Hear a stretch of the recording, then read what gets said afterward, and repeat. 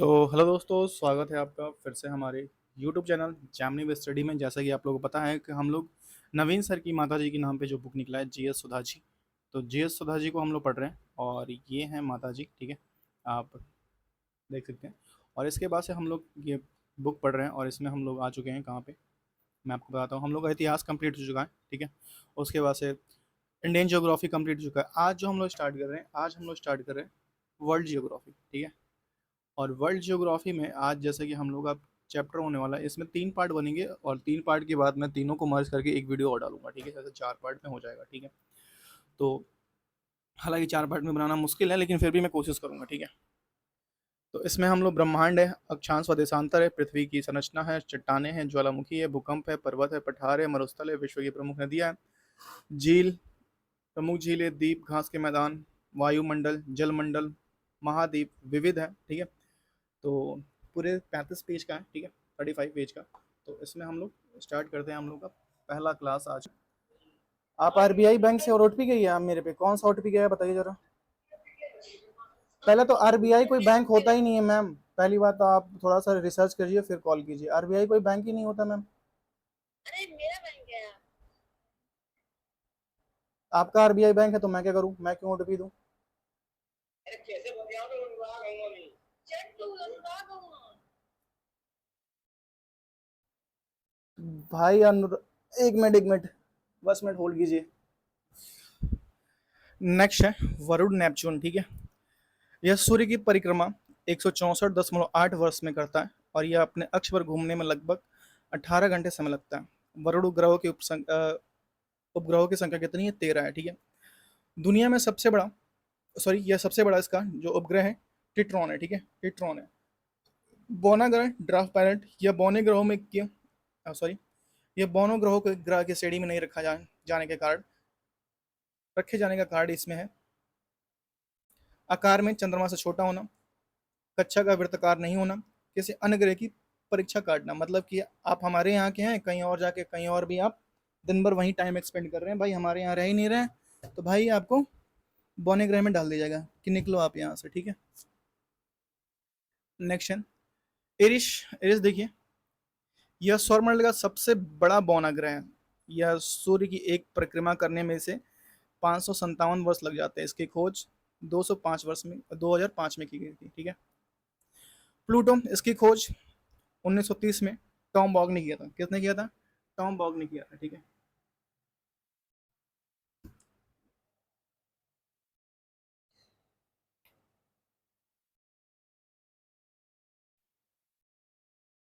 International astronomical unit ने इसका नाम 134340 रखा था। 134340 रखा है। ठीक है,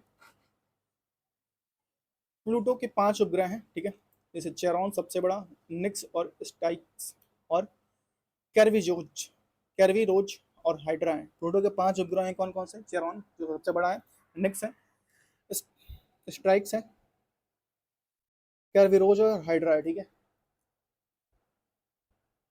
नेक्स्ट है सेरस। इसकी खोज इटली के खगोल शास्त्री पियाजी ने 1801 में किया था। इसका नाम रोम के कृषि देवता सेरिस के नाम पर रखा गया था। इसका सौरमंडल का सबसे छोटा बौना ग्रह है। ठीक है, यह सौरमंडल का सबसे छोटा बौना ग्रह है।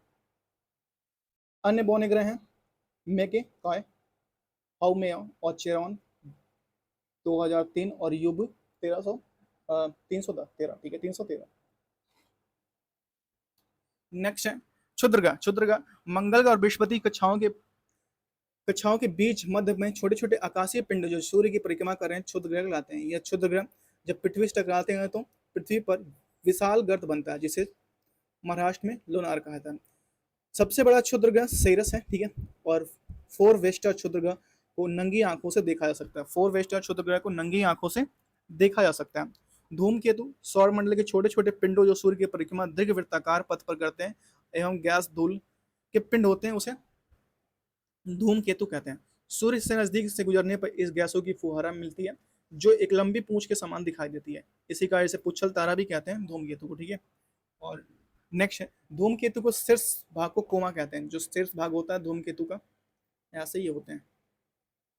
ठीक है, यहाँ थोड़ा मोटा होगा और ये जो, इसे क्या कहेंगे हम लोग? कोमा कहेंगे। जो ये मोटा वाला भाग है, ये वाला कोमा, ठीक है।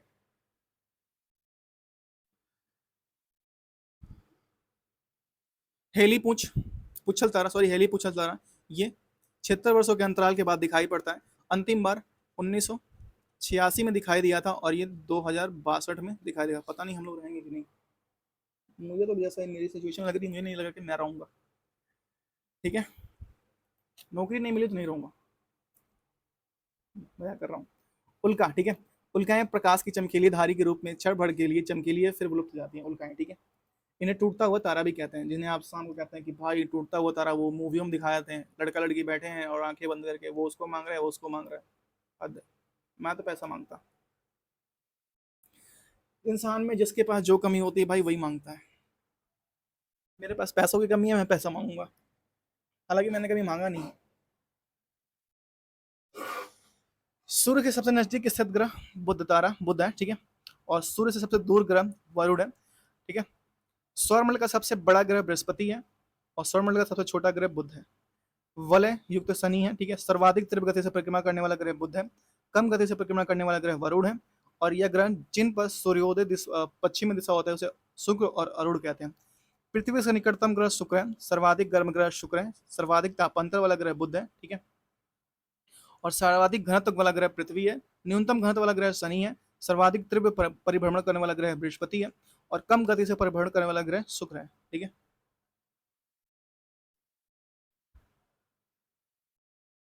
सौरमंडल एक नजर में हम लोग देखेंगे यहाँ से भैया। आइए देखते हैं। बुध का जो व्यास है वो 4878 है और परिभ्रमण काल है इसका, परिभ्रमण करता है 58.6 दिन में, ठीक है। और परिक्रमण काल है, परिभ्रमण और परिक्रमण में आपको पता है, परिभ्रमण जो पूरा ऐसे मारे, ठीक है। और परिक्रमण जो तो अपनी धुरी पर घूमे, ठीक है। 88 दिन में पूरा करता है परिक्रमण। और औसत इसका घनत्व है 5.0 है, ठीक है। शुक्र है, ठीक है। शुक्र का व्यास जो है वो 12,104 है और परिभ्रमण काल है इसका 243 है। 243 परिभ्रमण काल है, एक मिनट रुकिए। 243 परिभ्रमण काल है। और परिक्रमण जो करता है 224.7 दिन में करता है और इसका घनत्व तो कितना है 5.0 है, ठीक है।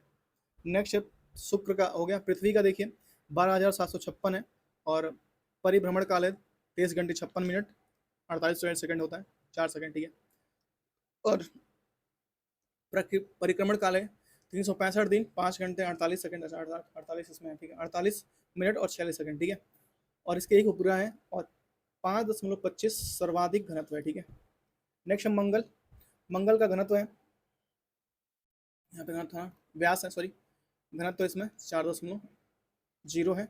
और इसके मंगल के 2 उपग्रह हैं और इसका परिभ्रमण काल है इसका 25 घंटे 37 मिनट और परिक्रमण काल है 657 दिन, ठीक है।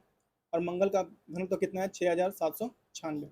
मंगल का घनत्व कितना है 6,796। बृहस्पति घनत्व क्या है 1,42,984 सर्वाधिक है। और परिभ्रमण काल है 955 मिनट 9 घंटे 55 मिनट और परिक्रमण काल है 11.9 वर्ष। और उपग्रह है 95 और घनत्व है 1.33। शनि का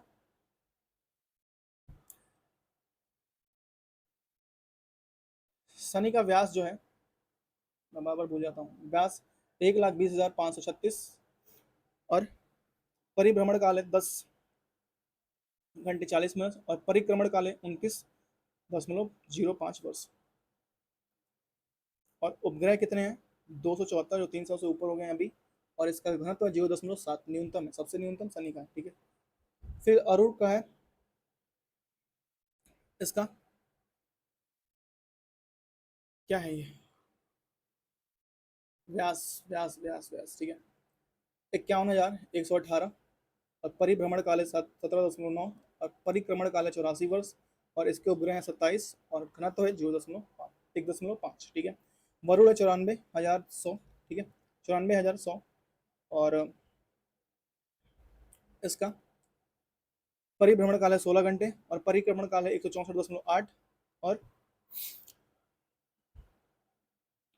इसके उपग्रह हैं 13 और घनत्व है 2.0, ठीक है। एक बार इसका आप स्क्रीन शॉट ले लीजिए मन करे तो, एक मिनट। नहीं छोड़ेगी, प्यार तो होगी, ठीक है। नेक्स्ट है पृथ्वी की गतियां, ठीक है।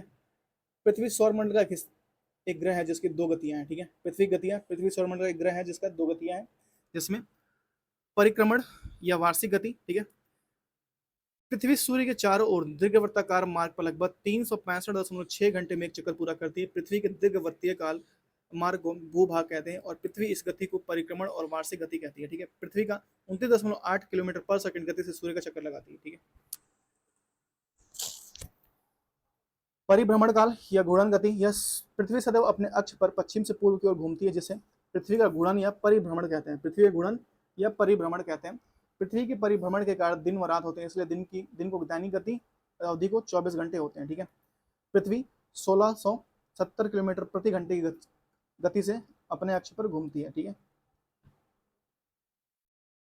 पृथ्वी अपने अक्ष पर 23.5 डिग्री झुके के किनारे दिन व रात होता है। 23.5 डिग्री झुके होने के कारण दिन व रात होता है। ऋतु परिवर्तन, पृथ्वी न केवल अपने अक्ष पर घूमती है बल्कि सूर्य की परिक्रमा भी करती है, अतः पृथ्वी के सूर्य के सापेक्ष स्थितियां बदल जाती है। जैसे पृथ्वी के परिक्रमण में 4 मुख्य अवस्थाएं होती हैं, और वो कौन कौन सी अवस्थाएं हैं ये देखते हैं। हाँ, यहाँ पे बड़ा बढ़िया दिया हुआ यार, देखिए। सबसे पहले हम लोग देखेंगे, यहाँ पे हम लोग करते हैं ये, ठीक है। ये सूर्य है, ठीक है। अगर सूर्य उत्तरी शरद में पड़ेगी ग्रीष्म ऋतु में तो यहाँ से घूमेगा, ठीक है, उत्तरी शरद में, और ऊपर से उसके बाद से जाएगा दक्षिणी शीर्ष ऋतु पतझड़ आ जाएगा 21 मार्च तक पहुंचते पहुंचते, ठीक है। ये 22 दिसंबर तक पहुंचे होते हैं, ये दक्षिणी ग्रीष्म आ जाएगी, ठीक है। उसके बाद से मार्च विश्व ऋतु दक्षिणी ध्रुव, शरद ऋतु पतझड़ आ जाएगा, उत्तरी वसंत, यहाँ पे उत्तरी में उत्तरी वसंत आ जाएगा, ठीक है। और फिर आगे जाएंगे सूर्य के चारों ओर पृथ्वी कक्षा, ठीक है। ग्रीष्म ऋतु आ जाएगा, ठीक है, 21 जून संक्रांति, ठीक है। और उत्तरी ध्रुव पर ग्रीष्म आ जाएगी, गर्मी आ जाएगी, ठीक है। उसके बाद से सितंबर, उत्तरी ध्रुव पे ऋतु पतझड़ और वसंत, दक्षिणी वसंत आ जाएगा 23 सितंबर विश्व ऋतु, ठीक है। एक बार आप सितंबर विश्व आ जाएगा, एक बार आप इसका स्क्रीन शॉट ले लीजिए, ठीक है। मैं एक बार इसको और समझाता हूँ आपको।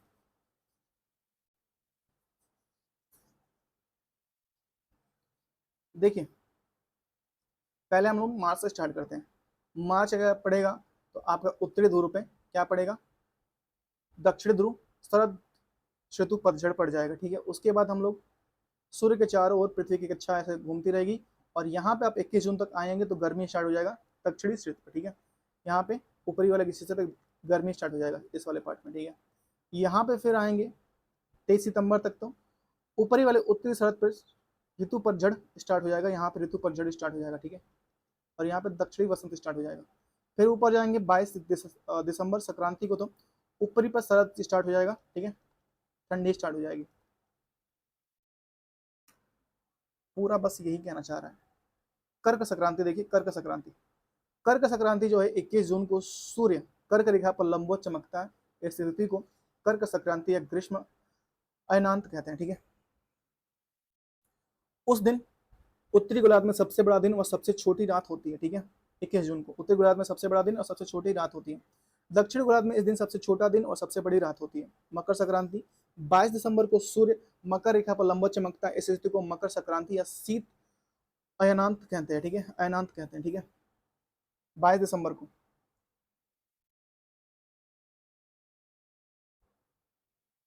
अभी हमने ऊपर ये पढ़ा है, ठीक है। 22 दिसंबर को दक्षिणी गोलार्ध में सबसे बड़ा दिन और सबसे छोटी रात होती है, ठीक है। इसी दिन उत्तरी गोलार्ध में सबसे छोटा और सबसे बड़ी रात होती है, ठीक है। नेक्स्ट है विषुव, ठीक है। यह पृथ्वी की वह स्थिति है जब सूर्य विषुवत रेखा पर लंबवत चमकता है और दिन व रात की अवधि बराबर होती है, ठीक है। 21 मार्च और 23 सितंबर को संपूर्ण पृथ्वी पर दिन व रात की अवधि बराबर होती है, ठीक है। 21 मार्च की स्थिति को बसंत विषुवत कहा जाता है, विषुव कहा जाता है। नेक्स्ट 23 सितंबर को पृथ्वी के शरद विषुव कहा जाता है। 23 सितंबर को पृथ्वी को शरद विषुव कहा जाता है, ठीक है।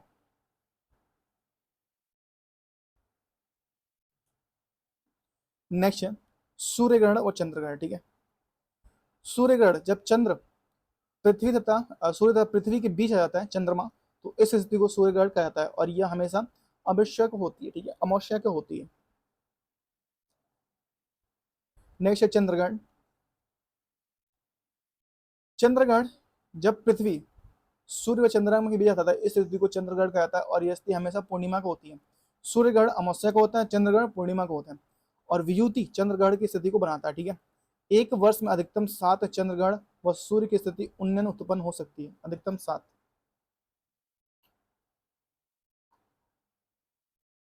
देखिए यहाँ पे दिया हुआ है आपका बढ़िया से, ये आपका चंद्रमा है। ठीक है, यहाँ पे चंद्रमा है और यहाँ पे सूर्य है और यहाँ की जो तिरछी पड़ेगी, यहाँ पे अगर ये पड़ेगा तो पृथ्वी की जो छाया है वो कहाँ पे जाएगी, चंद्रमा पे जाएगी, तो क्या हो जाएगा, चंद्र ग्रहण आ जाएगा। ठीक है, और ठीक है, सूर्य ग्रहण देखिए, सूर्य ग्रहण की स्थिति देखिए, यहाँ पे चंद्रमा है और यहाँ पे पृथ्वी है और सूर्य और चंद्रमा की पृथ्वी तो हम देखेंगे तो बीच में चंद्रमा रोक दिया, तो ये क्या कहलाएगा, सूर्य ग्रहण कहलाएगा। ठीक है, और यहाँ पे अगर सूर्य है और चंद्रमा आ जाएगा और आधा भाग तो आंशिक सूर्य ग्रहण, और ये अगर पूरा भाग ढक लिया तो पूर्ण सूर्य ग्रहण, और इसके साइड को बीच को ये कोरोना कहते हैं। ठीक है, कोरोना जो बहुत ज्यादा चमकता है, तो ये हो जाएगा कोरोना। ठीक है, अगर पूरा ढक लिया तो। नेक्स्ट है ज्वार भाटा। अब हम लोग पढ़ेंगे ज्वार भाटा। ठीक है, लाइट चली गई है, कोई बात नहीं। सूर्य तथा चंद्रमा के आकर्षण शक्तियों के कारण समुद्री जल के ऊपर उठने ज्वार भाटा, नीचे गिरने को भाटा कहते हैं। ऊपर उठने को ज्वार, अगर नीचे गिर रहा है ऊपर उठा के तो क्या कहेंगे, भाटा कहा जाता है। इसके उत्पन्न तरंगों को ज्वारीय तरंग कहते हैं। समुद्र की अपेक्षा, सॉरी, सूर्य की अपेक्षा चंद्रमा आकर्षण शक्ति का प्रभाव दुगना होता है क्योंकि ये पास में है, क्योंकि यह सूर्य की तुलना में पृथ्वी के अधिक निकट है। ठीक है, महासागरों और समुद्रों में ज्वार भाटा के लिए उत्तरदायी कारक हैं सूर्य का गुरुत्वाकर्षण बल, चंद्रमा का गुरुत्वाकर्षण बल और पृथ्वी का अपकेंद्रीय बल भी काम करता है उस पर। ठीक है, नेक्स्ट है, पृथ्वी पर प्रतिदिन 12 घंटे 26 मिनट के बाद ज्वार का, ज्वार तथा ज्वार के 6 घंटा 30 मिनट के बाद भाटा आता है। ठीक है, 12 घंटे 26 मिनट के बाद ज्वार और 6 घंटे 13 मिनट के बाद भाटा आता है, तो उसे हम लोग कहते हैं ज्वार और भाटा। आ गया भैया। नेक्स्ट है ज्वार की प्रक्रिया। दीर्घ ज्वार, जब सूर्य पृथ्वी और चंद्रमा की एक सीधी रेखा में होते हैं तो इस समय ज्वार, दीर्घ ज्वार आता है, बड़ा ज्वार। इसकी स्थिति को सिजिंगी कहते हैं, सिजिंगी। ठीक है, इस स्थिति को क्या कहते हैं, सिजिंगी कहते हैं। दीर्घ ज्वार पूर्णिमा और अमावस्या को आता है। ठीक है, युति वियुति घटना दीर्घ ज्वार में आती है। युति और वियुति घटना कब होती है, दीर्घ ज्वार में आती है। ठीक है, लघु और निम्न ज्वार, जब सूर्य पृथ्वी और चंद्रमा के समकोण पर होने के कारण चंद्रमा और सूर्य के आकर्षण बल एक दूसरे के विपरीत कार्य करने पर निम्न ज्वार का उत्पन्न होता है। तो ऐसे स्थिति कृष्ण पक्ष और शुक्ल पक्ष की सप्तमी अष्टमी को देखी जाती है। कृष्ण पक्ष और शुक्ल पक्ष की सप्तमी अष्टमी को देखी जाती है ऐसी स्थिति। ठीक है, निम्न ज्वार सामान्य ज्वार से 20% नीचा और दीर्घ ज्वार से 20% ऊंचा होता है। ठीक है, कनाडा के न्यू ब्रंसविक तथा नोवा स्कोशिया के मध्य फोंडी की खाड़ी में विश्व का सबसे ऊंचा ज्वार आता है। यह 15 से 18 मीटर ऊंचा होता है। इंग्लैंड के दक्षिण तट पर स्थित माउंट हैप्टन में प्रतिदिन 4 बार ज्वार आता है। ठीक है, 4 बार ज्वार आता है। अक्षांश और देशांतर रेखा। अक्षांश, पृथ्वी पर खींची जाने वाली वह काल्पनिक क्षैतिज रेखा जो पृथ्वी पर पश्चिम से पूर्व की दिशा में परिकल्पित की जाती है। समांतर अक्षांश को मिलने वाली क्षैतिज रेखा है। ठीक है, जीरो अक्षांश रेखा भूमध्य विषुवत रेखा कहते हैं, पृथ्वी के मध्य से खींची गई है जो संपूर्ण पृथ्वी को 2 भागों में विभक्त करती है। ठीक है, जीरो अक्षांश के उत्तर में उत्तरी गोलार्ध और दक्षिण में दक्षिणी गोलार्ध स्थित है। ठीक है, उत्तर व दक्षिणी गोलार्ध की अक्षांश रेखाओं का संख्या 90 + 90 180 होता है। ठीक है, बीच वाले को नहीं गिनते। ठीक है,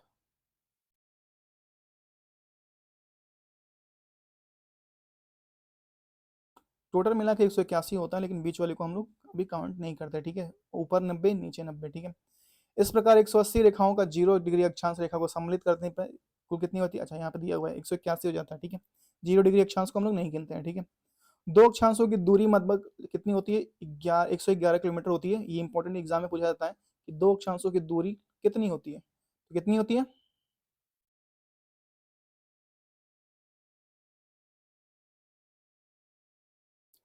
111। ठीक है,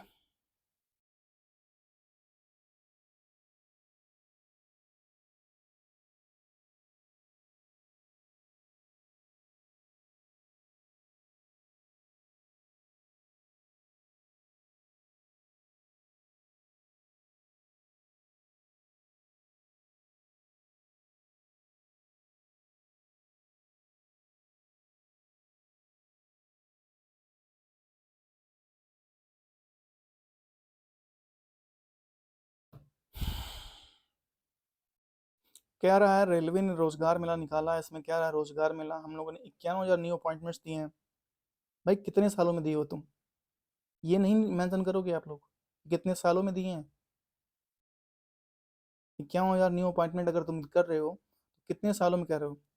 direct recruitment to are beginning to done across various minister of department recommended are beginning to turn third UPSC SSC RRB etc. अरे यार तुम रेलवे की हो, रेलवे की बात करो, आरआरबी की बात करो सिर्फ। ठीक है, इनका कहना है कि भाई एक मिनट हम लोग इसको थोड़ा कंप्लीट करते हैं। Ministry of railway technical track mechanic assistant और पॉइंट्समैन जूनियर इंजीनियर ईटीसी में सेंट्रल बैंक ऑफ इंडिया। अरे भाई ये तुम क्यों दे रहे हो? Central bank of health, ministry of health और पोस्टल डिपार्टमेंट और मिनिस्ट्री ऑफ होम अफेयर्स, सारा जोड़ के क्या ऑनर कर रहे हो तुम रेलवे हो भाई, सिर्फ रेलवे की बात करो ना, हद होती है। कह रहे हैं new appointments 51,000, the central government in providing new job opportunity, new opportunity will be play the significant role of national building and join the government service. They will be play major role in the building new India with, क्या ही ITI वालों को बाहर रखे हो, 10th वालों को कुछ दे नहीं रहे हो, हाँ ना सिलेबस लागू कर रहे हो। आईटीआई का एग्जाम हो रहा है टेक्निकल का और टेक्निकल क्वेश्चन ही नहीं लगा रहे हो तुम। क्या ही तुम क्या कर रहे हो भाई, समझ नहीं आ रहा। कम से कम आरआरबी टेक्नीशियन का तुम ले रहे हो तो टेक्नीशियन का सिलेबस तो लागू करो उस पर, कि बंदा टेक्नीशियन पढ़ के आ रहा है कि नहीं आ रहा है। और जो पढ़ के आएगा वही बेटर कर पाएगा ना भाई। टेक्नीशियन का लागू कर रहे हो, कोई और बंदा उसमें ज्वाइन हो रहा है, फिर उसके बाद वो SSC UPSC UP police UP कहाँ कहाँ जॉब लेके फिर निकल जा रहा है, फिर तुम्हारी वैकेंसी खाली रह रही है, फिर तुम वही वैकेंसी दे रहे हो। ये तो वही बात हुई कि तुम यहाँ से लो, फिर वो छोड़ेंगे, फिर हम भरेंगे, फिर भरेंगे, ऐसा चलता रहेगा भाई। आप जॉब तो निकालोगे नहीं, ट्रेनें ऐसे लटती ही रहेंगी। हाँ, जब देखो यहाँ ये अश्विनी वैष्णव जब से आया ना तो भाई मेरा दिमाग खराब कर दिया है, मैं सही बता रहा हूँ। ये भाई जब से आए हैं मेरा दिमाग एकदम से खराब हो चुका है भाई। ये ना जाते हैं ट्रेन एक्सीडेंट हो जाता है और आंसू बहाते हुए निकल जाते हैं वहां से। मैंने उसका शॉर्ट रियल एक्स पे वो वीडियो देखा था कि भाई सब लोगों को ना उठा के दोनों हाथों से पकड़ के, और जो ट्राली होती है ना जैसे बोरा फेंका जाता है वैसे उठा के फेंक दिया जाता था जब वो उत्तर भारत में एक्सीडेंट हुआ था, नीचे सॉरी दक्षिण भारत में एक्सीडेंट हुआ था तो मैंने देखा था भाई कैसे लोग को फेंक रहे थे सब, और ले आके किसी की कैसे जांच पड़ताल कराए, किसी का कुछ गायब हुआ है भाई। हाँ, इतने सारे इनके शासनकाल में एक्सीडेंट हुए हैं, आज तक एक बार भी नहीं कहे कि हमारी गलती है भाई। एक बार भी नहीं बंदा बोला कि मेरी गलती है, मैंने इसमें अपॉइंटमेंट नहीं किया, मैंने इसके टेक्निकल के डिपार्टमेंट के बच्चों को यहाँ पे नहीं लाया तो मेरी गलती है, नहीं माना। टेक्निकल फॉल्ट, अरे क्या ही टेक्निकल फॉल्ट है यार, तो टेक्निकल बंदों पे टेक्निकल बंदों को तुम लगाओ तब तो टेक्निकल फॉल्ट नहीं होंगे। लोगों की जान से बड़ी है क्या?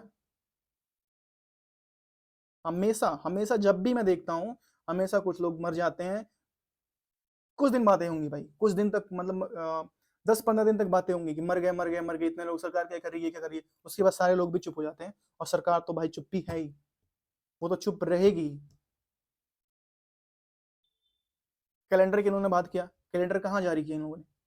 कैलेंडर जारी किया भाई, उस पर कर रहे हैं नहीं कर रहे हैं, धांधली हो रही है क्या हो रही है। हाँ, क्वेश्चन देखो इतने हार्ड क्वेश्चन बना रहे हैं कि भाई बच्चों का मतलब लेवल से ही बाहर है।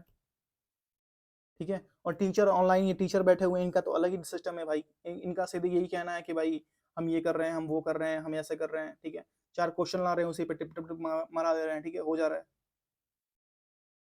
अरे यार कम से कम प्रोसेस बढ़िया से तो फॉलो करो यार। टीचरों को छोड़ो, लेकिन यार ये जो रेलवे मिनिस्ट्री है ना अश्विनी वैष्णव जी, मुझे मुझे मुझे मैं बताऊं, इनको जब भी देखता हूँ मेरा दिमाग खराब हो जाता है। और झूठ तो ऐसे बोलेगा भाई, तुम रेलवे मिनिस्टर हो, तुम रेलवे को रवाना करो, मोदी जी को क्यों बुलाते हो? अभी इन्होंने रोजगार में लगाया है, एक फोटो, कितने फोटो डाले, 1 2 3 4 5, 5 पिक्चर डाले हैं, 5 पिक्चर में मैं बता रहा हूँ कि आपको एक फोटो भी रेलवे मंत्री का नहीं मिलेगा। और आरआरबी ने ये पोस्ट किया है सिर्फ प्रधानमंत्री मोदी का। तो भाई तुम मंत्री किस लिए हो? रोने के लिए हो? हाँ, अपना सर पकड़ने के लिए हो कि भाई हाँ, इतना एक्सीडेंट हो गया, इतने लोग मर गए, हम 1 लाख रुपए देंगे, 2 लाख रुपए देंगे, 3 लाख रुपए देंगे। 1-2 लाख रुपए आजकल कितना दिन चलता है भाई? 1 साल नहीं चलेगा। अगर नॉर्मल से अपना जीवन यापन करें, मतलब कि कुछ ना उड़ाए, तब भी 1 साल नहीं चलेगा भाई, मैं बता रहा हूँ। अगर गांव में भी बैठ के 5-6 महीने कोई 1 लाख रुपए उड़ा दे, मतलब बहुत ज्यादा सेव करके भी उड़ा दे, तो नहीं हो पाएगा भाई, मैं सही बता रहा हूँ। अगर किसी परिवार के 2 बच्चे बाहर पढ़ रहे हैं, तो उनके लिए 1 लाख से ऊपर ज्यादा हो जाता है यार, सही बता रहा हूँ। लेकिन ये लोग नहीं मानते भाई। इन लोगों का कहना है कि भाई तुम अगर तुम्हारे हाथ पैर कट गए हैं तो हम तुमको 50,000 देंगे। हाँ भाई, तुम नौकरी की बात करो ना, कि नौकरी दोगे तुम। तुम्हारे परिवार में कोई भी हो, कैसा भी हो, मैं उसको एक नौकरी ढूंढ के दूंगा, तब तो बात हो। तुम कह रहे हो पहले टिकट लेके आओ। अरे तुम्हारे पास इतनी भीड़ ट्रेनें हैं, वेटिंग लिस्ट, टिकट नहीं मिला जिनके पास, और वो गए, वो मर गए, तो क्या उनकी कोई रिस्पॉन्सिबिलिटी नहीं है? उनका जान जान नहीं है? उस टाइम ये सिस्टम हुआ था कि भाई टिकट लेके आओ तुम लोग, जो जो जिनकी जिनकी डेथ हुई है उनका चेक किया जाएगा टिकट है कि नहीं। अरे जब तुम्हारी ट्रेन पूरी फुल है, वेटिंग लिस्ट फुल है, हाँ, तो बंदा अगर जाना है तो उसको जाना ही है, चाहे वो जनरल में ही जाए। तो तुम उसका टिकट ढूंढोगे? वो मरा है वो इंपॉर्टेंट नहीं है, तो तुम टिकट लेके आओ वो इंपॉर्टेंट है, कि भाई टिकट दो तुम।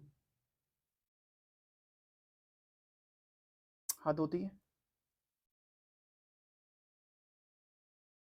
क्या हुआ यार, बताओ, देख के दिमाग खराब हो गया। State bank of India, ministry of health, हम, पोस्टल डिपार्टमेंट, एसएससी। अरे तुम आरआरबी हो, सिर्फ आरआरबी की बातें करो ना। ये क्या हो यार, पूरे भारत में हम लोग नौकरी देते, सब मिला के क्यों कह रहे हो भाई? सिर्फ आरआरबी में कम से कम 2 से 3 लाख जॉब आनी चाहिए।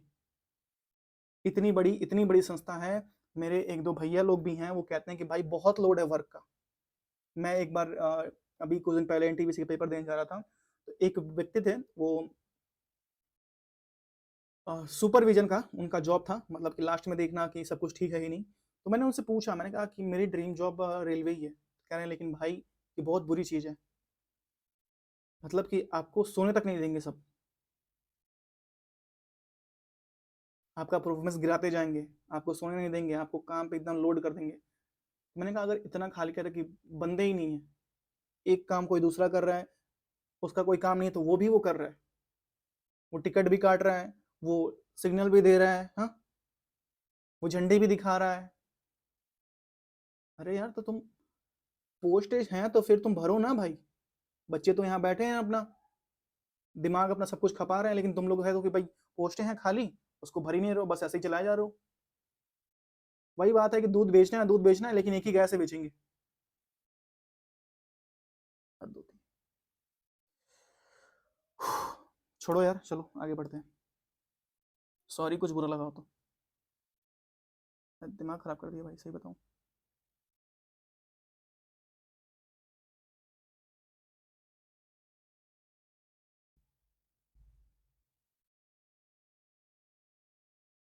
दो अक्षांशों के मध्य के जोन, मध्य स्थान को जोन कटिबंध कहते हैं, ठीक है। सॉरी एवरीवन, ठीक है, कुछ भी बुरा लगा हो तो। नेक्स्ट, उत्तर रेखा, उत्तर भूमध्य रेखा से उत्तर दक्षिणी सिरे पर कोणीय दूरी को अक्षांश कहते हैं, ठीक है।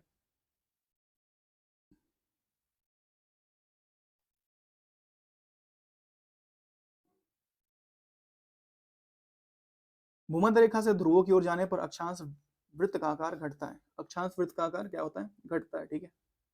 उत्तरी गोलार्ध में 23.5 डिग्री उत्तरी अक्षांश कर्क रेखा और 66 डिग्री 66 डिग्री उत्तरी अक्षांश आर्कटिक रेखा है, ठीक है। 23.5 डिग्री उत्तरी अक्षांश कर्क रेखा और 66.5 डिग्री उत्तरी अक्षांश आर्कटिक रेखा है, ठीक है। अभी इसका कहीं चित्र भी दिया होगा, मैं बता देता हूँ।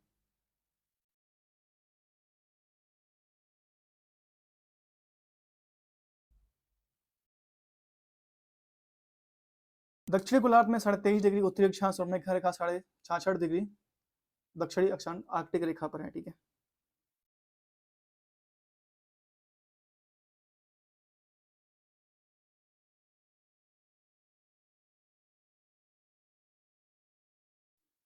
भूमध्य रेखा पर स्थित देश जैसे किरिबाती है, इक्वाडोर है, कोलंबिया है, ब्राजील है, साओ टोम है, प्रिंसेप है, ठीक है, गेबान है, कांगो है, कांगो गणराज्य है, युगांडा है, केन्या है, सोमालिया है, मालदीव है और इंडोनेशिया है, ठीक है। एक बार आप रिवीजन कर लीजिए इसका।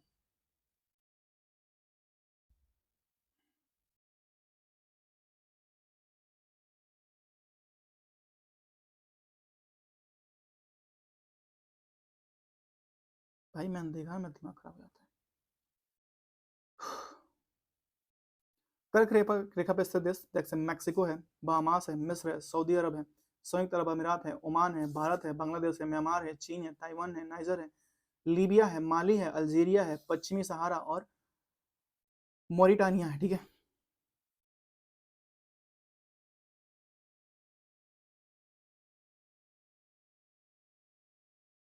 नेक्स्ट है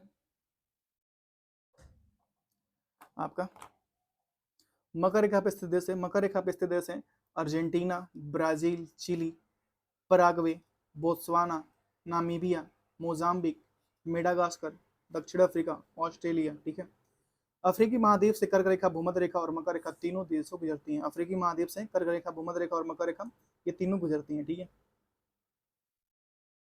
देशांतर रेखाएं पृथ्वी पर खींची गई काल्पनिक लंबवत रेखा जिसकी उत्तर दिशा उत्तर से दक्षिण होती है, देशांतर रेखाएं कहलाती हैं। ठीक है, देशांतर रेखाओं की लंबाई बराबर इनकी संख्या 360 होती है। प्रधान यामोत्तर 0 डिग्री देशांतर जो लंदन में ग्रीनविच टाइम से हो जाती है। ठीक है,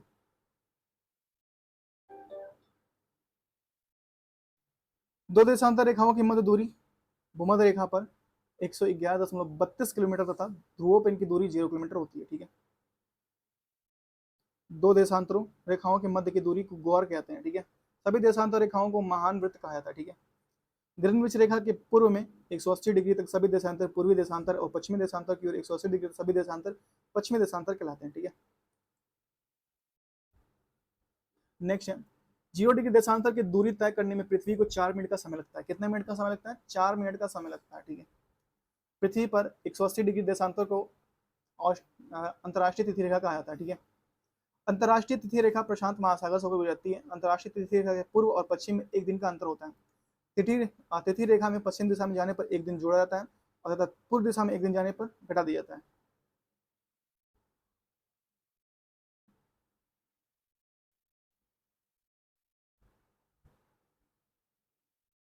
ग्रीन में 0 डिग्री देशांतर जो गुजरता है फ्रांस, ब्रिटेन, स्पेन, अल्जीरिया, माली, बुर्किना फासो, टोंगो, घाना से होकर गुजरती है। ठीक है, कहाँ कहाँ से? ब्रिटेन, फ्रांस, स्पेन, अल्जीरिया, माली, बुर्किना फासो, टोंगो, घाना से होकर गुजरता है। ठीक है, अंतर्राष्ट्रीय समय रेखा। ठीक है, पृथ्वी काल्पनिक अक्ष पर पश्चिम से पूर्व की ओर घूमती है और इसलिए ग्रीनविच से पूर्व में स्थानों पर ग्रीनविच समय आगे और पश्चिम के स्थानों पर पीछे होगा। ठीक है, एक देशांतर रेखा पर स्थित सभी स्थानों को स्थानीय समय ही होता है। ठीक है, संपूर्ण पृथ्वी को 24 जोनों में बांटा गया है। 24 जोनों में बांटा गया। ठीक है, इसमें किसी विशेष स्थान पर समय सारे देश में माने जाएं और उस देश का मानक समय कहलाता है। ठीक है, कुछ देश में अत्यधिक देशांतरीय विस्तार के कारण एक से अधिक मानक समय होता है। रूस में 11 मानक समय है। रूस में 11 मानक समय है, रूस में सबसे ज्यादा। ठीक है, उसके बाद है भारत का मानक समय। देखिए, मानक समय किसी देश के मध्य से होकर गुजरने वाले यह हमें उत्तर का उदाहरण होता है। जैसे भारत का मानक समय 82.5 डिग्री पूर्वोत्तर देशांतर मापा जाता है उत्तर प्रदेश के इलाहाबाद मिर्जापुर से या नैनी से होकर गुजरता है। यह भारत का मानक ग्रीनविच समय से 5.5 घंटे आ गया। कितने घंटे? 5.5 घंटे आ गया। ठीक है, देखिए यहाँ पे कुछ दिया हुआ। ठीक है,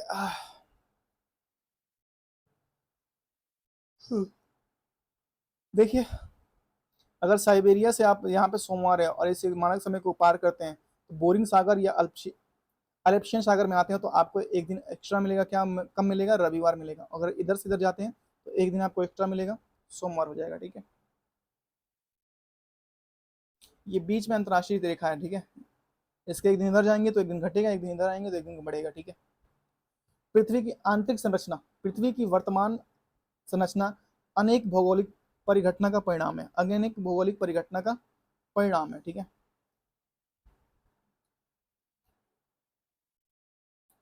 पृथ्वी की आंतरिक संरचना का अध्ययन प्राकृतिक अप्राकृतिक संसाधनों द्वारा किया जाता है। ठीक है, पृथ्वी का औसत द्रव्यमान जो घनत्व है, सॉरी घनत्व है, वो 5.5 ग्राम सेंटीमीटर क्यूब है।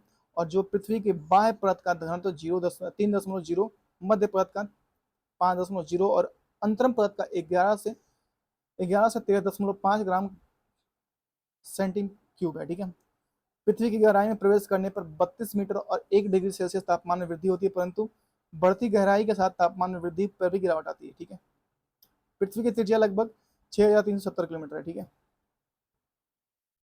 पृथ्वी की आंतरिक संरचना का अध्ययन भूगर्भ शास्त्र कहलाता है। ठीक है, पृथ्वी की परतें पृथ्वी की परत पृथ्वी की परतें आंतरिक भाग को 3 भागों में बांटा गया। ठीक है, भूपर्पटी देखिए, भूपर्पटी को बांटा गया। भूपर्पटी को सिलिका और एल्युमिनियम की अधिकता के कारण इसे सियोल कहते हैं। क्या कहते हैं? सियोल। यह पृथ्वी के सबसे ऊपरी ठोस भाग है। ठीक है, महासागर के नीचे इसकी मोटाई 5 किलोमीटर है, जबकि महाद्वीपों के नीचे 30 किलोमीटर तक है। ठीक है, भूकंपीय लहरों गति के अंतर के आधार पर यह भूपर्पटी को 2 उप विभागों में बांटा जाता है, ऊपरी क्रस्ट और निचली क्रस्ट। ठीक है, इस परत का औसत घनत्व 2.7 ग्राम सेंटीमीटर क्यूब से 3.0 ग्राम सेंटीमीटर क्यूब है। ठीक है, इस परत में सर्वाधिक मात्रा में ऑक्सीजन 6.6% पाई जाती है, सिलिकॉन 27.72 और एल्युमिनियम 8.13% पाई जाती है। ठीक है, नेक्स्ट है मेटल। भूपर्पटी के निचले भाग को मेटल कहते हैं। इस इस परत में सिलिका और मैग्नीशियम की अधिकता होने के कारण इसे सीमा भी कहा जाता है। मेटल को हम लोग क्या कहते हैं? सीमा भी कहते हैं। इस परत की गहराई 2900 किलोमीटर तक होती है। मेटल की गहराई कितनी होती है? 2900 किलोमीटर तक होती है। इस परत को 2 भागों में बांटा गया, जैसे मेटल व निचली भागों को, जैसे मेटल व निचली भाग, ऊपरी मेटल और निचली भाग को मेटल कहते हैं। ठीक है, ऊपरी मेटल और निचली मेटल कहा जाता है।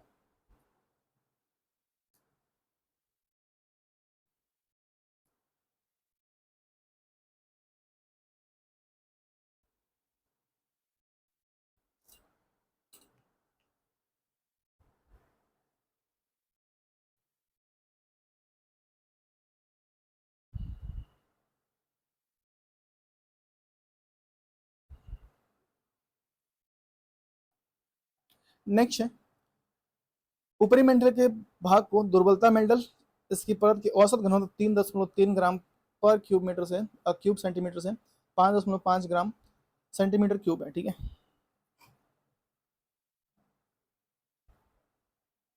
भाई मेरा फोन ही चार्ज नहीं हो रहा अब तो। एक परेशानी हो जो में तब तो 1000 जिंदगी में परेशानी है भाई। चार्ज हो जाए, इसको क्या दिक्कत आ गई। इसलिए कहता हूँ कि जिंदगी में सब कुछ बेटर रखो, और सब कुछ बेटर होता है ओनली पैसों से। और पैसा होगा आपकी मेहनत से ही पैसा होगा, बाकी पैसे का कोई चांस नहीं है भाई। ठीक है, अगर आपका मेहनत है तो पैसा है, नहीं है तो नहीं है, नहीं हो रहा, छोड़ जान दो। नेक्स्ट है क्रोड। ठीक है, क्रोड, कोर को कहते हैं पृथ्वी के केंद्रीय भाग को क्रोड कहते हैं। यह पृथ्वी परत में निकिल व फेस की अधिकता कार्य से निफे भी कहते हैं। ठीक है, क्रोड को क्या कहते हैं? निफे भी कहते हैं। इस परत को 2 भागों में बांटा जाता है, ऊपरी कोर व निचला कोर। ठीक है, इसकी गहराई 2900 से लेकर पृथ्वी की केंद्र 6370 किलोमीटर की गहराई तक होता है। ठीक है, इस परत का औसत घनत्व 12 ग्राम सेंटीमीटर क्यूब से 13.6 ग्राम सेंटीमीटर क्यूब है। असंबद्धता या चट्टानों और घनत्व को एक परिवर्तन के दर्शाता है। ये चट्टानों और घनत्व के एक परिवर्तन को दर्शाता है। ठीक है, ये है क्रोड का पूरा सिस्टम पृथ्वी के। ठीक है, ये देखिए, ये है आपके पृथ्वी, ये है पर्वत। एक मिनट, ये हो गया आपके पर्वत। ठीक है, ये हो गया आपका ओशियन, ये हो गया आपका क्रस्ट, ये ऊपरी परत, ये क्रस्ट। ठीक है, ये लिथोस्फीयर जिस पे इंसान रहते हैं, ये है आपका लिथोस्फीयर है।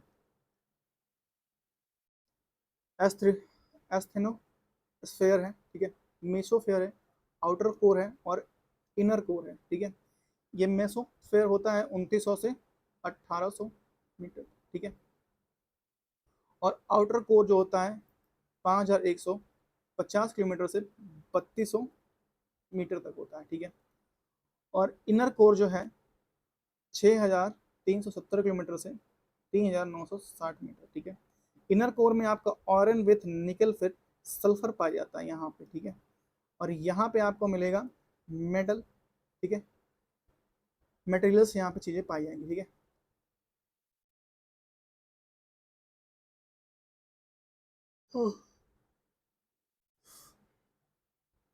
और यहाँ पे क्रस्ट पे आपको ग्रेनिटिक एंड ब्लास्टिक बाल्स्टिक बाल्स्टिक रॉक्स पाई जाएंगी, बाल्स्टिक रॉक्स पाई जाएंगे। ठीक है, ये आपका है पूरा सिस्टम मेटल का। अब हम लोग चलते हैं नीचे, देखते हैं क्या है। नीचे है स्थल मंडल। स्थल मंडल में हम लोग देखते हैं, स्थल मंडल संपूर्ण बाह्य पर जिस पर महासागर, महाद्वीप व महासागर स्थित है, स्थल मंडल कहलाता है। स्थल मंडल पृथ्वी प्रतिशत पृथ्वी, संपूर्ण पृथ्वी का 29% है, और वही जलीय भाग 71% है। इस प्रकार भू क्षेत्रफल जल क्षेत्रफल का अनुपात 3:7 हो जाता है। ठीक है। पृथ्वी के उत्तरी गोलार्ध 61% और दक्षिणी गोलार्ध में 81% क्षेत्रफल जलीय है। ठीक है। रॉक चट्टान, पृथ्वी की एक सतह पर पाए जाने वाले पदार्थों को संगठित रूप को चट्टान कहते हैं। ठीक है। पृथ्वी की क्रस्ट के निर्माण को 98% भाग, मुख्य भाग से 8 प्रकार के तत्वों कहा है, जैसे ऑक्सीजन 47%, सिलिकॉन 28%, एल्युमिनियम 8% और लोहा 5%। उसके बाद से कैल्शियम, मैग्नीशियम, सोडियम, पोटेशियम इत्यादि भी पाए जाते हैं। ठीक है। उत्पत्ति के आधार पर चट्टान 3 भागों में विभक्त किया गया। आग्नेय चट्टान, आइए देखते हैं आग्नेय चट्टान। आग्नेय चट्टान का आशय अग्नि से, जिसका निर्माण मैग्मा, लावा के जमाव से होता है। आग्नेय चट्टान की प्राथमिकता चट्टान कहते हैं क्योंकि इस चट्टान में अन्य चट्टान विकसित हुआ। ठीक है। पृथ्वी की उत्पत्ति के पश्चात सर्वप्रथम आग्नेय चट्टानों का निर्माण हुआ है। ये चट्टानें रवेदार होती हैं। ठीक है। आग्नेय चट्टानों को जीवाश्म नहीं पाए जाते। आर्थिक रूप से इन चट्टानों को बहुत संपन्न होती है क्योंकि इसमें लोहा, निकल, तांबा, सीसा, जस्ता, मैग्नीज, सोना तथा प्लेटिनियम पाए जाते हैं। भू प्रॉपर्टी पर लगभग 90% भाग पर आग्नेय चट्टान बना हुआ है। ठीक है।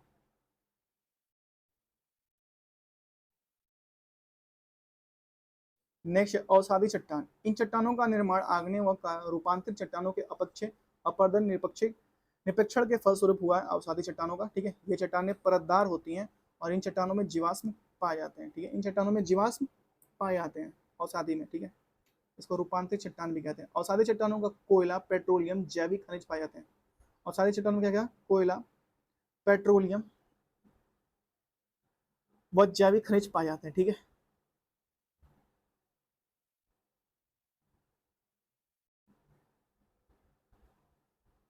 नेक्स्ट है कयांत्रित चट्टान। ठीक है। मेटामॉर्फिक रॉक्स, यह अत्यधिक ताप, दाब और रासायनिक क्रियाओं के कारण आग्नेय तथा अवसादी चट्टानों के स्वरूप में परिवर्तन होता है और कयांत्रित चट्टान का निर्माण होता है। ये चट्टानें सर्वाधिक कठोर और जीवाश्म रहित होते हैं। ठीक है।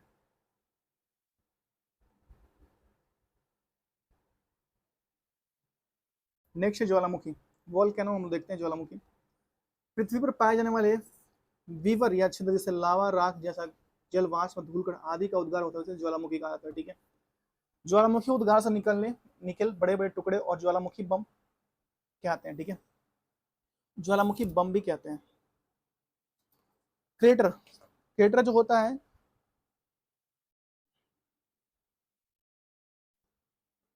क्रेटर शंकु के शीर्ष पर विस्फोट प्रक्रिया के द्वारा बना गर्तनुमा आकृति क्रेटर कहलाता है। ठीक है। आकृति, गर्तनुमा जो आकृति होता है उसको हम क्या कहते हैं, क्रेटर कहते हैं। ठीक है। ज्वालामुखी तक पहुंचे हम लोग, मरुस्थल तक जाना है। दिल्ली अभी दूर दूर है, और हुजूर बहुत दूर है अभी तो। ठीक है, कोई बात नहीं। काल्डेरा या क्रेटर का ही बड़ा रूप होता है। जब क्रेटर का बड़ा आकार हो जाता है तो इसे कॉल्डेरा कहते हैं। जैसे जापान का आसो क्रेटर, ठीक है, संयुक्त राज्य अमेरिका का क्रेटर लेक और काल्डेरा का उदाहरण है। ठीक है। यहाँ ज्वालामुखी का एक स्किन दिया हुआ है, आप देख लीजिए। ठीक है। यहाँ जो क्षेत्र, एक मिनट, ये जो पॉइंट है यहाँ पे, इसको क्रेटर कहते हैं। इसमें क्रेटर में कभी कभी ये सुसुप्त हो जाती हैं तो इसमें पानी भर जाता है। ठीक है। इसमें लेक का निर्माण भी होता है। ठीक है। ये ज्वालामुखी छिद्र है। ठीक है। और ये ज्वालामुखी पाइप है, ये पाइप है। ठीक है। जिससे निकलता है नीचे से। ठीक है। यहाँ ज्वालामुखी है, यहाँ मैग्मा है। ये ज्वालामुखी शंकु है। ठीक है। ये जो चीजें हैं, ये जो ऐसे ऐसे आ रही हैं, ये शंकु है। और क्रेटर तो आप पढ़िए, जिसमें कभी कभी सुसुप्त हो जाता है तो उसमें झील या तालाब उलाब का निर्माण हो जाता है। ठीक है। उदाहरण के आधार पर ज्वालामुखी 3 प्रकार के होते हैं। सक्रिय ज्वालामुखी, ठीक है, यह ज्वालामुखी जिसमें लावा, गैस और विघटित पदार्थ सदैव निकलते रहे, जिसे सक्रिय ज्वालामुखी कहते हैं। जैसे कि हवाई द्वीप अमेरिका पे जो है का किलायू, ठीक है, मैक्सिको का कोलिमा और अर्जेंटीना का चिली ओजस डेल सलाडो, ये सक्रिय है। इटली का स्ट्रोम्बोली और स्ट्रोम्बोली व एटना, और इक्वाडोर का कोटोपैक्सी, और अंटार्कटिका का माउंट एब्रूस और इरबेश, अंडमान निकोबार का बैरन द्वीप और फिलीपींस का माउंट ताल प्रमुख सक्रिय ज्वालामुखी हैं। ठीक है। ये सारे क्या हैं, सक्रिय ज्वालामुखी हैं, ठीक है, इनमें से विस्फोट होता रहता है। सुषुप्त ज्वालामुखी जो कभी बंद है या फट सकता है, ठीक है। सुषुप्त ज्वालामुखी ऐसे ज्वालामुखी जो वर्षों में सक्रिय नहीं है परंतु कभी भी विस्फोट कर सकते हैं, ठीक है। इटली के विसुवियस, फिलीपींस के मेन और इंडोनेशिया का क्राकाताओ और जापान का फ्यूजियामा, अंडमान निकोबार, भारत का नाकोंडम और सुप्त ज्वालामुखी है, ठीक है।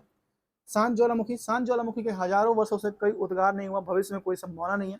तंजानिया का किलिमंजारो, इक्वाडोर और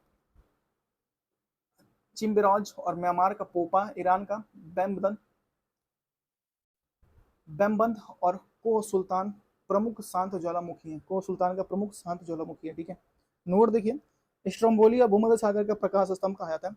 किलायु विश्व का सबसे अधिक सक्रिय ज्वालामुखी है। एटना यूरोप का सबसे अधिक सक्रिय ज्वालामुखी है, एटना, ठीक है।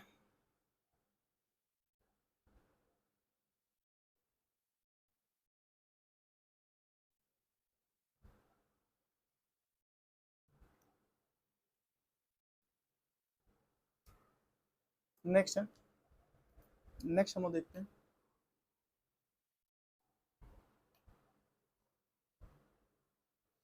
नेक्स्ट है हम लोग का एकांगुआ, विश्व का सबसे ऊंचा शांत ज्वालामुखी है। एकांगुआ विश्व का सबसे ऊंचा और शांत ज्वालामुखी है जो एडिस पर्वतमाला पे स्थित है, ठीक है।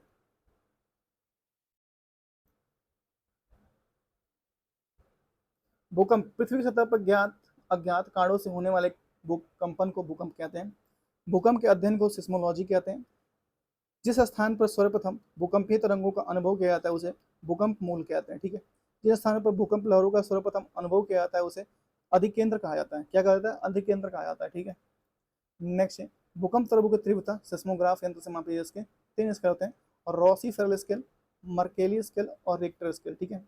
भूकंप के दौरान कई प्रकार की भूकंपीय तरंगे उत्पन्न होते हैं जिन्हें 3 भागों में बांटा गया है। पी तरंगे, प्राथमिक तरंगे। पी तरंगे ठोस, द्रव्य, गैस तीनों माध्यम में प्रवेश करती है। इस तरंगे को औसत वेग 8 किलोमीटर पर सेकंड होती है। इस तरंग की तीव्रता सर्वाधिक है जिससे यह किसी भी स्थान पर सबसे पहले पहुंचती है।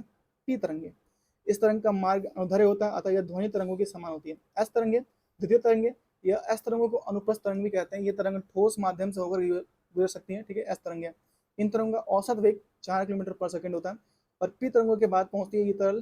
ये तरल पदार्थ नहीं गुजर पाती, इसलिए सागरीय भागों में लुप्त हो जाती है। एल तरंगे, ये एल तरंगों की खोज एच डी लव ने किया था, इसे लव वेव्स भी कहा जाता है, ठीक है। एल तरंगों को लव वेव्स भी कहा जाता है।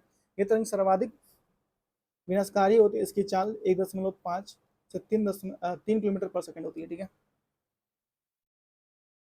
नेक्स्ट है, समान भूकंपीय तरंगे वाले स्थानों को मिलने वाली रेखा को सम भूकंपीय कहते हैं, ठीक है। एक ही समय पर आने वाले भूकंपीय क्षेत्रों को मिलने वाली रेखा को होमो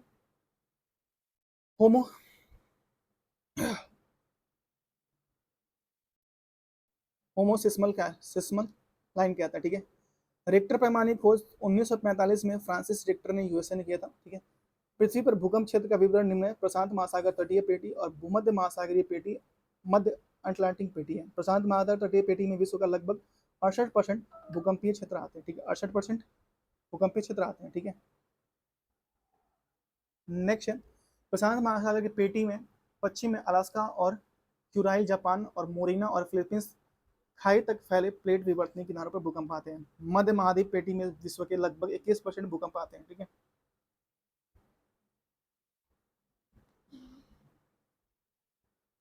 भारत में भूकंप क्षेत्र और महाद्वीपीय पेटी के अंतर्गत आता है, ठीक है। मध्य सागरीय अटलांटिक पेटी में भूकंप आने का मुख्य कारण सागर तल है। पर्वत उत्पत्ति के आधार पर पर्वत 4 श्रेणियों में बांटा गया है। ब्लॉक पर्वत, अवशिष्ट पर्वत और संचित पर्वत और वलित पर्वत, ठीक है। कितने भागों में? 4 भागों में पर्वत को बांटा गया। और इसमें ब्लॉक पर्वत चट्टानों में स्थित भ्रंश के कारण मध्य भाग नीचे धस जाता है और आसपास के ऊंचे भाग उठे हुए प्रतीत होते हैं। इसे ब्लॉक पर्वत कहते हैं। ब्लॉक पर्वत के बीच धंसे हुए भाग को रिफ्ट घाटी कहते हैं। ब्लॉक पर्वत के शीर्ष समतल के किनारे तीव्र भ्रंश का सॉरी एक बार फिर से पढ़ते हैं। ब्लॉक पर्वत के शीर्ष समतल और किनारों पर तीव्र भ्रंश कगारों में समिति होती है, ठीक है। जैसे Vosges France, Black Forest Germany, Salt Range Pakistan और ब्लॉक पर्वत के उदाहरण है, ठीक है। विश्व का सबसे बड़ा ब्लॉक पर्वत सियरा नेवादा कैलिफोर्निया यूएसए में है, ठीक है। अवशिष्ट पर्वत ऐसे पर्वत जो एक लंबे समय अंतराल के अपतन की प्रक्रिया द्वारा कांच काट छाट से निर्मित होते हैं, जैसे विंध्याचल, सतपुड़ा, नीलगिरी, पारसनाथ, राजमहल की पहाड़ियां, भारत, सिप्रा स्पेन, मेसा, बूटे अमेरिका आदि। ठीक है। ज्वालामुखी संचित पर्वत। ठीक है।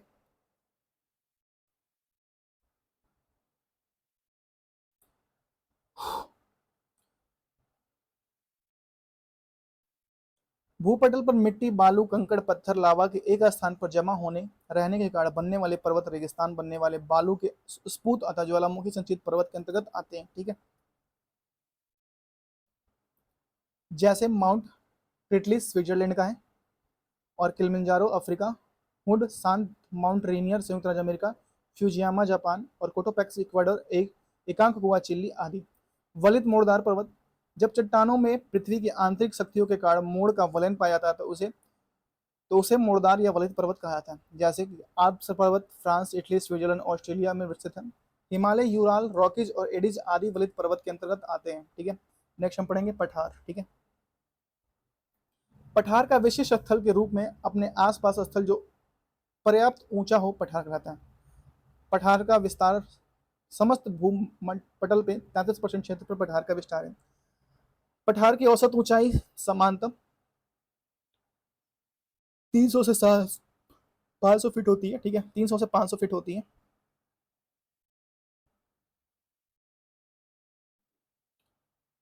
बनावट के आधार पर पठार 5 प्रकार के होते हैं। बनावट के आधार पर पठार कितने प्रकार के होते हैं? 5 प्रकार के होते हैं। ठीक है। उसमें अंतर अंतर पर्वतीय पठार, पर्वतीय पठार, पर्वत प्रदीय पठार। ठीक है। और महाद्वीपीय पठार, और तटीय पठार, और गुंबदाकार पठार। कौन कौन से पठार होते हैं? 5 प्रकार के पठार होते हैं। जैसे अंतर पर्वतीय पठार, और पर्वत प्रदीपीय पठार, और महाद्वीपीय पठार, और तटीय पठार, और गुंबदाकार पठार। ठीक है। ये 5 प्रकार के होते हैं।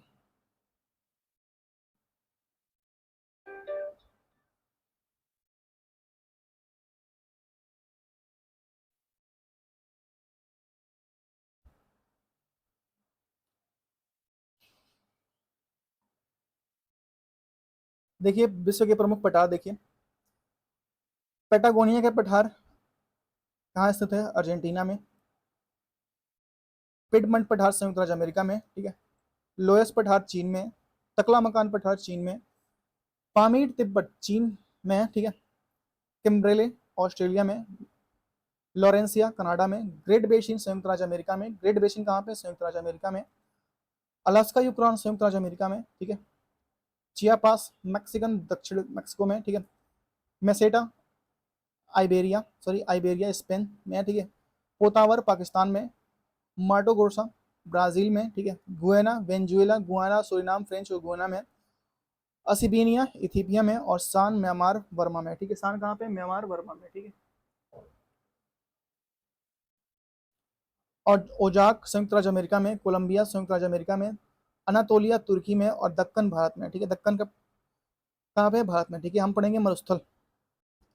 नेक्स्ट है मरुस्थल। मरुस्थल में हम लोग देखते हैं जिन क्षेत्रों में औसत वार्षिक, एक मिनट, जिन क्षेत्रों में औसत वार्षिक वर्षा जो होती है, ये क्या हो गया भाई?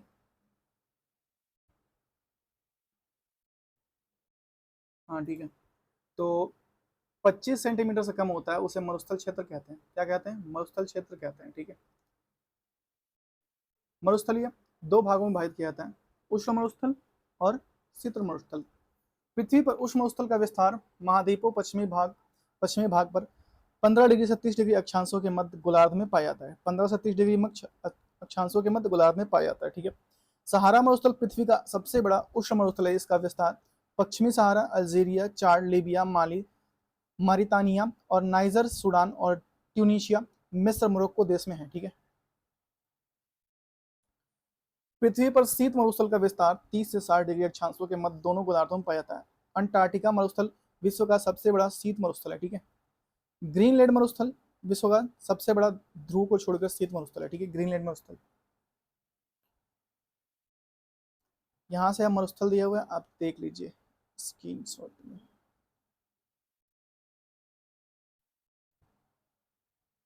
ठीक है।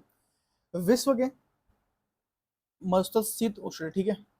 इसमें देखिए विश्व के महत्वपूर्ण उष्ण मरुस्थल उष्ण मरुस्थल में पहले है, गर्मी वाला में है, गर्म है सहारा। उत्तरी अफ्रीका मरुस्थल है, गर्म मरुस्थल है, ठीक है। अरब मरुस्थल मरुभूमि जो है सऊदी अरब में गर्म है, ठीक है। कलाहारी बोत्सवाना में गर्म है। थारू, थार जो है थारू, ये थार मरुभूमि जो है भारत पाकिस्तान में गर्म है, ठीक है। यहाँ तो गर्म लोग भी रहते हैं। ऑस्ट्रेलिया मरुभूमि ऑस्ट्रेलिया में गर्म है, ठीक है। कराकुम तुर्कमेनिस्तान में गर्म है। सोमालिया जो है सोमालिया में, सोमाली मरुस्थल सोमालिया में गर्म है।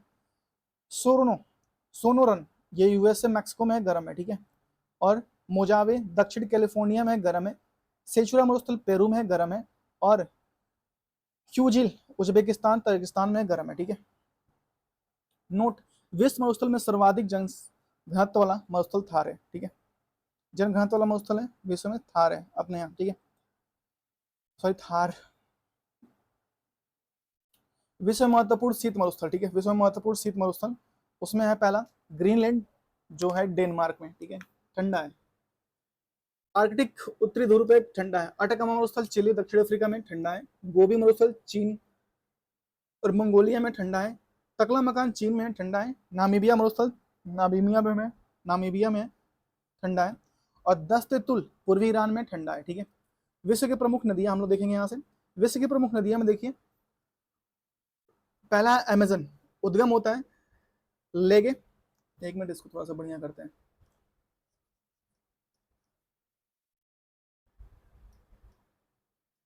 ठीक है।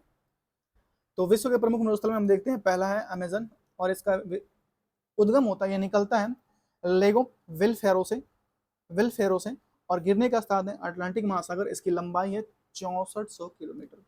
नेक्स्ट उसके बाद नील विक्टोरिया झील से निकलती है, भूमध्य सागर में जाकर गिर जाती है और 6650 किलोमीटर इसकी लंबाई है, ठीक है। नेक्स्ट है डार्लिंग, ये निकलती है ग्रेट डिवाइडिंग रेंज से और मर्रे नदी में जाके मिल जाती है और ये 1472 किलोमीटर की लंबाई है। नेक्स्ट है मैकेंजी, ये फिनलैंड नदी की मुहाने से निकलती है, ये ब्यूफोर्ट सागर में जाकर गिर जाती है। 1738 मीटर इसकी लंबाई है, किलोमीटर लंबाई है, ठीक है। आमो दरिया, ये निकोलसन श्रेणी पामीर के पठार से निकलती है, पामीर से निकलती है, सॉरी पठार से नहीं, अरब सागर में जाकर गिरती है, अरब सागर में जाकर गिर जाती है और ये 2540 किलोमीटर की लंबाई है, ठीक है। नेक्स्ट है पराग्वे, मोटो गैसरो ब्राजील से निकलती है और ये पराना नदी में जा गिर जाती है। 2621 किलोमीटर लंबाई है, ठीक है। नेक्स्ट है टिग्रिस नदी, ये टॉरस पर्वत से निकलती है, ये सत अल अरब में जाके गिर जाती है और 1850 किलोमीटर लंबाई है।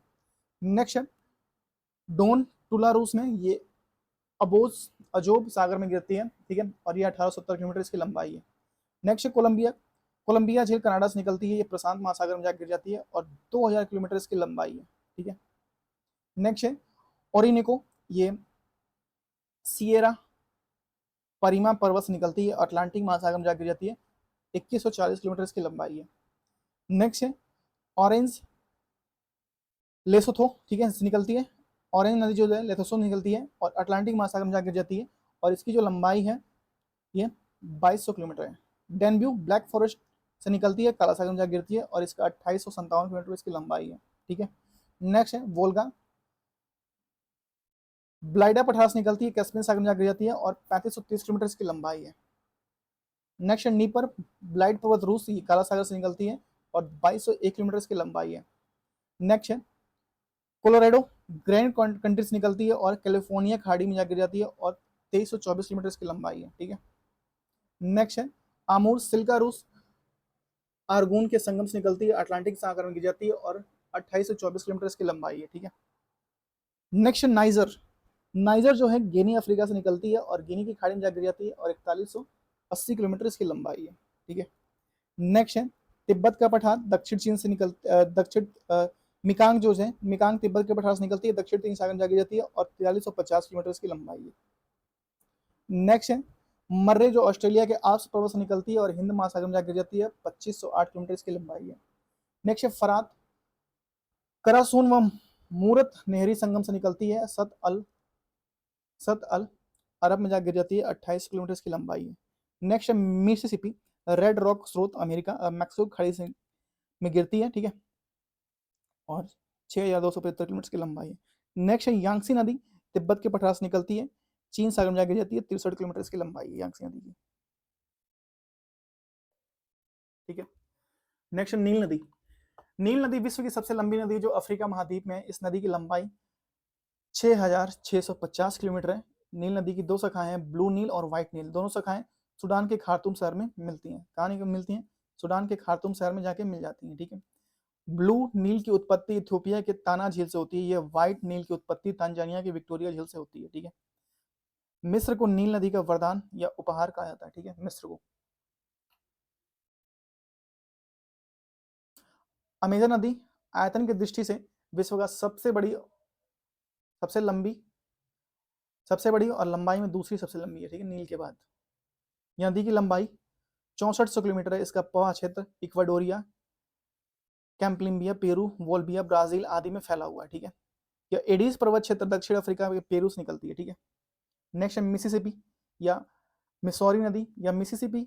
मिसौरी नदी विश्व का सबसे बड़ा नदी तंत्र बनाती है। यह नदी पक्षीपाद आकार व डेल्टा बनाती है। पक्षीपाद का आकार और डेल्टा बनाती है। ठीक है, पक्षियों के पैर जैसा आकार। ठीक है, उत्तरी अमेरिका में स्थित है। ठीक है, मिसिसिपी नदी कहाँ पे स्थित है? उत्तरी अमेरिका में स्थित है। ठीक है, नेक्स्ट है सेंट लॉरेंस नदी। यह सेंट लॉरेंस नदी विश्व का व्यस्तम आंतरिक आंतरिक जल परिवहन मार्ग है। इसमें नियाग्रा जलप्रपात, नियाग्रा नदी सेंट लॉरेंस की सहायक नदी पर स्थित है। ठीक है, सेंट लॉरेंस की उत्पत्ति ओंटारियो झील से निकलती है। नदी का लंबाई 1196 किलोमीटर है, 97 किलोमीटर है। नेक्स्ट है कोलोराडो नदी। ठीक है, एक मिनट, कोलोराडो नदी, ये तो नहीं हो रहा भाई, ये क्या हो गया? कोलोराडो नदी, ये कोलोराडो नदी विश्व विख्यात ग्रैंड कैनियन बनाती है जो हुवर बांध इस नदी पर स्थित है। इस नदी की लंबाई 2334 किलोमीटर है। 2334 किलोमीटर है। ठीक है, नेक्स्ट है राइन नदी। राइन नदी यूरोप के सबसे व्यस्तम आंतरिक जल परिवहन मार्ग है। इसमें कोयला नदी भी कहा जाता है। इसे यूरोप का व्यस्तम बंदरगाह रोटरडम इस नदी किनारे स्थित है। राइन नदी की लंबाई 1233 किलोमीटर है। यह नदी Switzerland, link testing, Australia, Germany, France और नीदरलैंड में प्रभावित होती है। डेनब्यू नदी जो है, डेनब्यू नदी का उद्गम ब्राजील के ब्लैक फॉरेस्ट होता है। यह नदी 4 यूरोपीय राजधानी से गुजरती है, जैसे वियना ऑस्ट्रेलिया की, बुडापेस्ट हंगरी की और बुखारेस्ट रोमानिया की और बेलग्रेड यूगोस्लाविया से गुजरते हुए काला सागर में गिरती है। इस नदी की लंबाई 2857 किलोमीटर है। नेक्स्ट है वोल्गा नदी। कौन सी नदी है?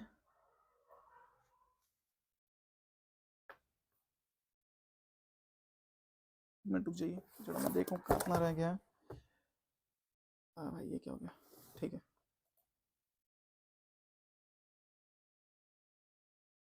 वोल्गा नदी, कांगो नदी, रिप्ले नदी, तात्सनी नदी विश्व की प्रमुख झीलें हैं।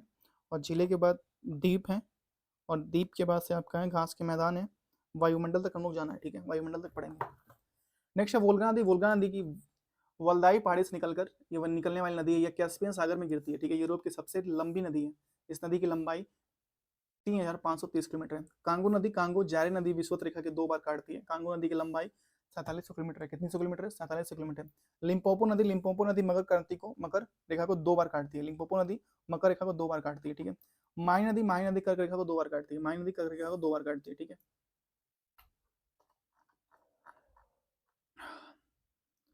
नेक्स्ट है, इसको थोड़ा मैं देख लेता हूँ क्या लिखा हुआ ये लिखा है यांग तिस्क्यांग नदी।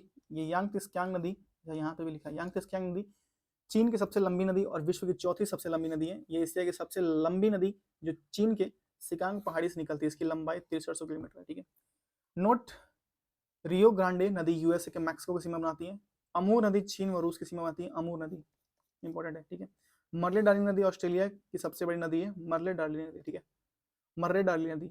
ऑरेंज नदी दक्षिण अफ्रीका नामीबिया की सीमा बनाती है। ठीक है, और नाइजर नदी को तेल नदी के नाम से जाना जाता है, जो गिनी की खाड़ी में स्थित है। नाइजर नदी कहाँ पे स्थित है? गिनी की खाड़ी में स्थित है नाइजर नदी। ठीक है, विश्व की प्रमुख झीलें। झीलों के अध्ययन को निम्नोलॉजी कहा जाता है। विश्व में अधिकांश झीलों का निर्माण हिमानीकरण से हुआ है। कॉप के अधिक जमाव से नदियों और सागरों के जल झीलों के रूप में अवरुद्ध हो जाता है, जिसे डेल्टा झील कहते हैं। साफ पानी की सबसे बड़ी झील आयतन की दृष्टि से बैकाल झील और रूस सतह के क्षेत्रफल की दृष्टि से सुपीरियर झील अमेरिका के कनाडा में है। खारे पानी की झील सबसे बड़ी कैस्पियन सागर रूस में है। ठीक है, सबसे बड़ी झील कैस्पियन सागर है। सर्वाधिक खारे सर्वाधिक खारी झील वॉन झील तुर्की में, सबसे नीची नीची झील मृत सागर जॉर्डन इजराइल में, विश्व की सबसे ऊंची झील टिटिकाका झील में, ठीक है, टिटिकाका झील है, विश्व की सबसे ऊंची नौगम्य झील टिटिकाका पेरू वोल्विया में, मीठे पानी की सबसे बड़ी झील सुपेरियर झील है, ठीक है, विश्व की सबसे गहरी झील बैकाल झील है, फिनलैंड 1000 झीलों की भूमि कहा जाता है, और समुद्र तल से नीचा झील मृत सागर है, समुद्र तल से नीचा झील मृत सागर। विश्व की प्रमुख झीलें स्थित कैस्पियन सागर में, देखिए कैस्पियन सागर रूस, कजाकिस्तान, तुर्कमेनिस्तान और अजरबैजान और ईरान में स्थित है, ठीक है, कैस्पियन सागर इतने देशों में। सुपीरियर कनाडा और यूएसए में स्थित है। विक्टोरिया सागर झील जो युगांडा, तंजानिया और केन्या में, अरल सागर कजाकिस्तान उज्बेकिस्तान में है, ह्यूरोन झील जो है कनाडा और यूएसए में है, ठीक है, और मिशिगन जो है यूएसए में, टिकानिका जो है कांगो गणराज्य तंजानिया, जिम्बाब्वे और बुरुंडी में, गेट ब्रियर में जो कनाडा में, बैकॉल झील जो रूस साइबेरिया क्षेत्र में, और मलावी न्यासा जो है तंजानिया, मालवी और मोजाम्बिक में, ठीक है।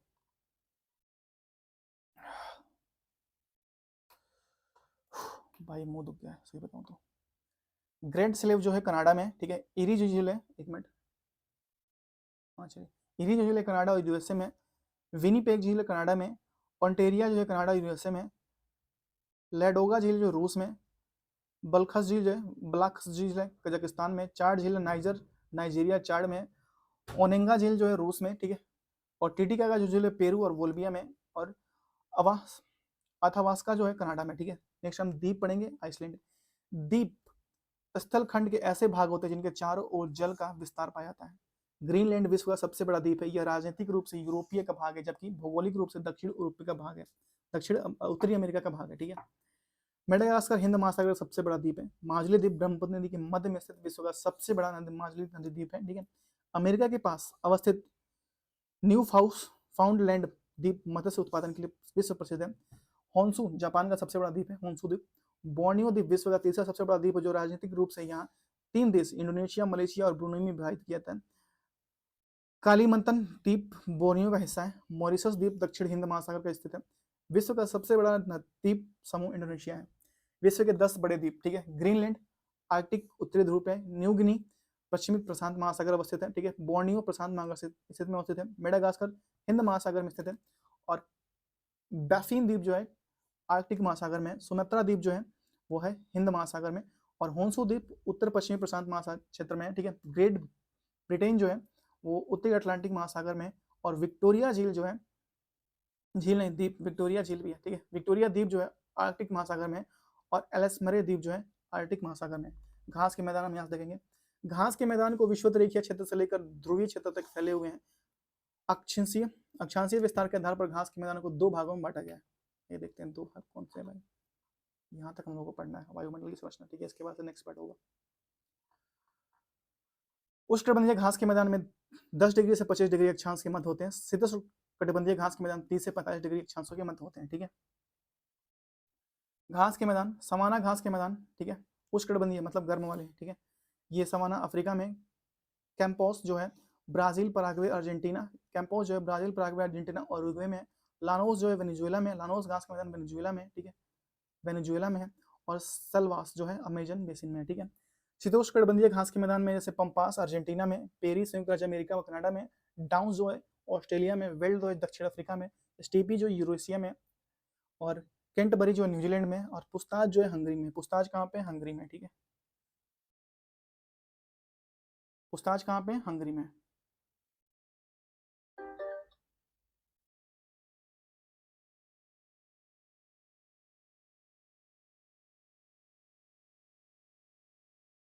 नेक्स्ट है वायुमंडल, जो हम लोग का नेक्स्ट वीडियो होने वाला है। तो थैंक यू सो मच, ठीक है।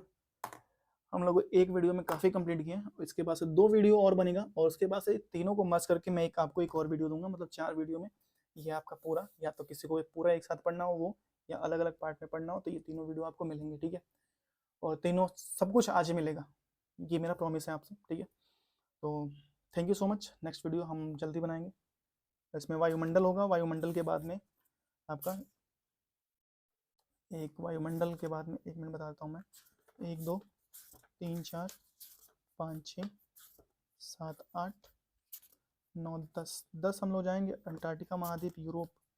उसके बाद से ऑस्ट्रेलिया हम लोग पढ़ लेंगे, और विविध विविध स्टार्ट करेंगे भाई। विविध कितना है? विविध ज़्यादा है नहीं, नहीं, तो इसको 2 पार्ट बनेंगे भाई, 5 5 पढ़ेंगे, ठीक है। 1 2 1 2 3 4 5 6, ठीक है। 6 इसमें पढ़ेंगे, फिर एशिया से स्टार्ट करेंगे, 2 पार्ट बनेगा, ठीक है।